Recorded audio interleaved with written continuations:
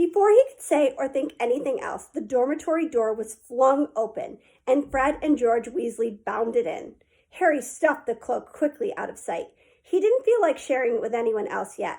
Merry Christmas! Hey, look, Harry's got a Weasley sweater too. Fred and George were wearing blue sweaters, one with a large yellow F on it and the other a G.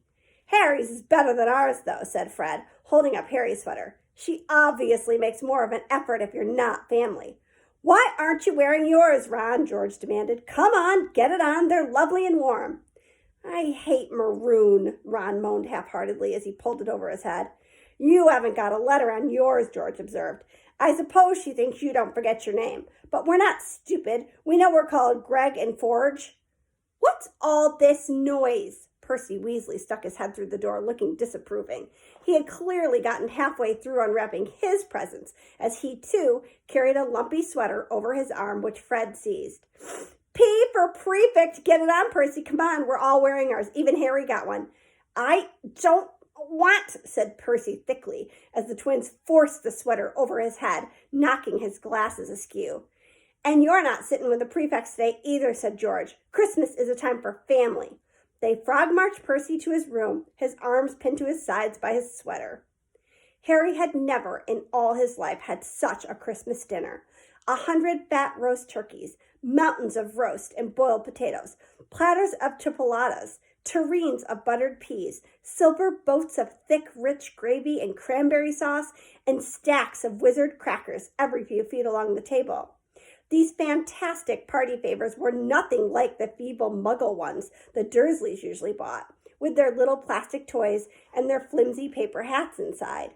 Harry pulled a wizard cracker with Fred, and it didn't just bang. It went off with a blast like a cannon and engulfed them all in a cloud of blue smoke, while from the inside exploded a rear admiral's hat and several live white mice.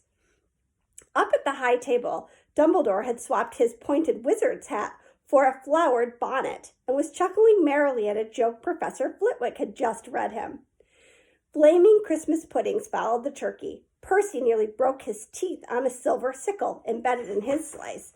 Harry watched Hagrid getting redder and redder in the face as he called for more wine, finally kissing Professor McGonagall on the cheek, who, to Harry's amazement, giggled and blushed, her top hat lopsided. When Harry finally left the table, he was laden down with a stack of things out of the crackers, including a pack of non-explodable luminous balloons, a grow-your-own warts kit, and his own new wizard chess set. The white mice had disappeared, and Harry had a nasty feeling they were going to end up as Mrs. Norris's Christmas dinner. Harry and the Weasleys spent a happy afternoon having a furious snowball fight on the grounds. Then, cold, wet, and gasping for breath, they returned to the fire in the Gryffindor common room, where Harry broke in his new chess set by losing spectacularly to Ron. He suspected he wouldn't have lost so badly if Percy hadn't tried to help him so much. After a meal of turkey sandwiches, crumpets, trifle, and Christmas cake, everyone felt too full and sleepy to do much before bed, except sit and watch Percy chase Fred and George all over the Gryffindor Tower because they'd stolen his prefect badge. It had been Harry's best Christmas day ever, yet something had been nagging at the back of his mind all day. Not until he climbed into bed was he free to think about it. The invisibility cloak, and whoever had sent it.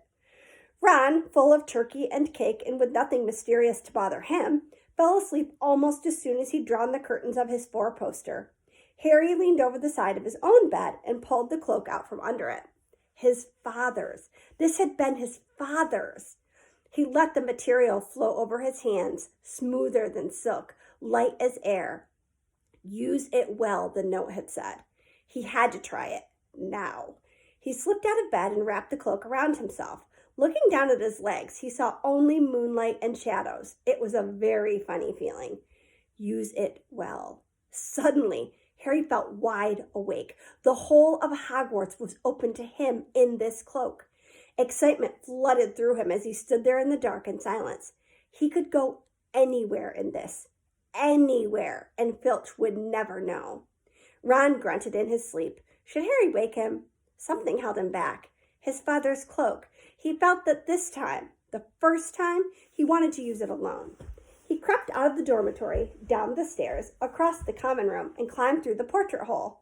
"Who's there?" squawked the fat lady. Harry said nothing. He walked quickly down the corridor. Where should he go? He stopped, his heart racing in thought, and then it came to him. The restricted section in the library. He'd be able to read as long as he liked, as long as it took to find out who Flamel was. He set off, drawing the invisibility cloak tight around him as he walked. The library was pitch black and very eerie. Harry lit a lamp to see his way along the rows of books. The lamp looked as if it was floating along in mid-air, and even though Harry could feel his arm supporting it, the sight of it gave him the creeps. The restricted section was right at the back of the library. Stepping carefully over the rope that separated these books from the rest of the library, he held up his lamp to read the titles. They didn't tell him much. Their peeling, faded gold letters spelled words in languages Harry couldn't understand. Some had no title at all. One book had a dark stain on it that looked horribly like blood. The hairs on the back of Harry's neck prickled. Maybe he was imagining it, maybe not, but he thought a faint whispering was coming from the books, as though they knew someone was where they shouldn't be. He had to start somewhere. Setting the lamp down carefully on the floor, he looked along the bottom shelf for an interesting-looking book. A large black and silver volume caught his eye. He pulled it out with difficulty because it was very heavy, and balancing it on his knee, let it fall open. A piercing, blood-curdling shriek split the silence. The book was screaming. Harry snapped it shut, but the shriek went on, one high, unbroken, ear-splitting note. He stumbled backward and knocked over his lamp, which went out at once. Panicking, he heard footsteps coming down the corridor outside. Stuffing the shrieking book back on the shelf, he ran for it. He passed Filch in the doorway. Filch's pale, wild eyes looked straight through him, and Harry slipped under Filch's outstretched arm and streaked off up the corridor, the book's shrieks still ringing in his ears. He came to a sudden halt in front of a tall suit of armor. He'd been so busy getting away from the library, he hadn't paid attention to where he was going. Perhaps because it was dark, he didn't recognize where he was at all. There was a suit of armor near the kitchens, he knew, but he must be 5 floors above there. "You asked me to come directly to you, Professor, if anyone was wandering around at night, and somebody's been in the library, restricted section." Harry felt the blood drain out of his face. Wherever he was, Filch must know a shortcut, because his soft, greasy voice was getting nearer, and to his horror, it was Snape who replied, "The restricted section. Well, they can't be far. We'll catch them." Harry stood rooted to the spot as Filch and Snape came around the corner ahead. They couldn't see him, of course, but it was a narrow corridor, and if they came much nearer, they'd knock right into him. The cloak didn't stop him from being solid. He backed away as quietly as he could. A door stood ajar to his left. It was his only hope. He squeezed through it, holding his breath, trying not to move it, and to his relief, he managed to get inside the room without their noticing anything. They walked straight past, and Harry leaned against the wall, breathing deeply, listening to their footsteps dying away. That had been close, very close. It was a few seconds before he noticed anything about the room he had hidden in.